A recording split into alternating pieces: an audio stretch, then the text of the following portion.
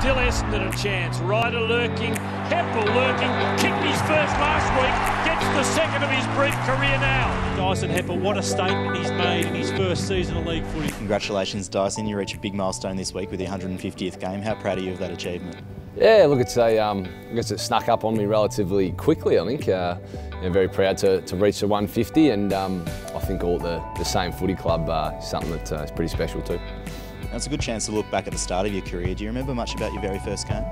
Yeah, no, I do. Debut. Had the short hair, looked like a goose. We beat the Doggies by about 10 goals at Etihad, so definitely remember that one with fond memories, and yeah, I think it's a very exciting time that was. And you got a really regular spot in the lineup that year and ended up having a brilliant season. What did it mean for you to be Essendon's first rising star?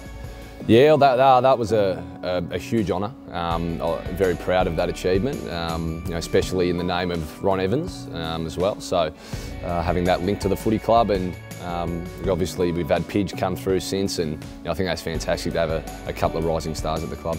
And just 3 years after that, you won the Crichton Medal and also earned an All-Australian selection. Looking back on that, were you surprised by how quickly you reached those heights?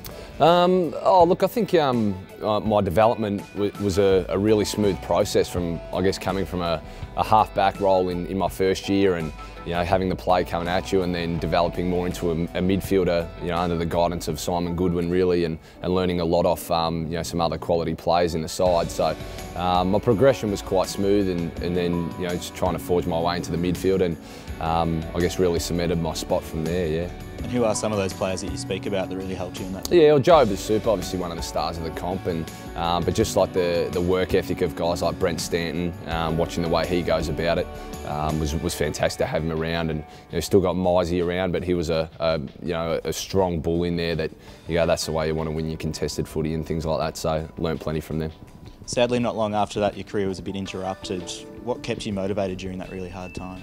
Yeah, oh, look, I think, look, having that year off gave me a real chance to, I guess, just get my body right, do some travel, went to Europe for a few months, and just experience things I wouldn't have if I would have been still playing. So had a really focus on, I think, developing outside of footy, and also my footy, I think, as well. So I think that was look, overall, I thought I handled the year really well and came back in a really positive space.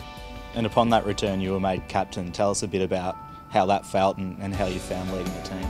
Yeah, look, I've really enjoyed leading the team, and taking over the role from Job. Not an easy task, but I think the quality of the playing group and the respect that they've shown for me, and it's made it a really enjoyable and quite an easy team to lead. So I've really enjoyed that, and also the development of the other leaders in the playing group as well, I think has really helped my role. So really enjoying it.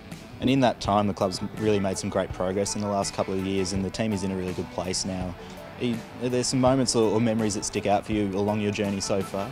Well, yeah, look, the team we are really developing as a side, and I think culturally has been a massive shift over the last couple of years, and we're creating our own bit of culture, I think, which is really special. And look, I think special moments, geez, there's a lot that sort of spring out, but I love your Anzac days. The first game we returned from our year off, it was huge against the Hawks. I guess first game as captain, things like that. There's some really special occasions. Now, this year may not finish as high on the ladder as last year, but do you feel like you're still further ahead and gathering some really good momentum? Yeah, it's a funny one, that. Like, I feel we've developed a hell of a lot this year, and it may not have shown on the ladder at this stage, but still a sneaky sniff for finals, which is really exciting. But look, the inroads we've made, I think, have been far greater than any other season that I've been a part of the footy club, and that's been super. I've had a really enjoyable season of footy. Are you excited about what lies ahead for this group? Yeah, no doubt, absolutely. Not only for this year, but the cultural piece I talk about.